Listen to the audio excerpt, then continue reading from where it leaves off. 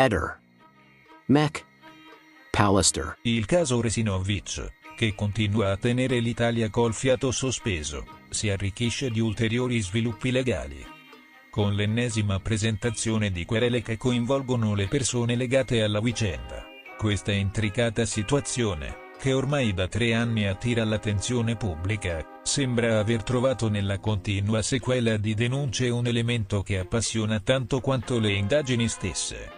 Nella giornata di sabato 1 febbraio, Gabriella Micheli e Salvatore Nasti, 2 ex vicini di casa di Sebastiano Visintin, si sono recati presso gli uffici dei Carabinieri di Via Erme, a Trieste, per presentare una nuova querela nei confronti di Visintin, il marito di Liliana Resinovic. Questa azione legale è stata intrapresa a seguito di alcune dichiarazioni rilasciate da Visintin durante 2 apparizioni televisive, che i querelanti ritengono diffamatorie. Le trasmissioni coinvolte sono state la puntata di Ring, andata in onda su Tele4 il 17 gennaio, e Storie Italiane, trasmessa 3 giorni dopo, il 20 gennaio. Durante questi interventi televisivi, secondo le accuse, Sebastiano Visintin avrebbe fatto affermazioni ritenute lesive dell'onore e della reputazione di Micheli e Nasti. Tali dichiarazioni avrebbero dunque spinto i 2 ex vicini a procedere legalmente contro di lui per diffamazione.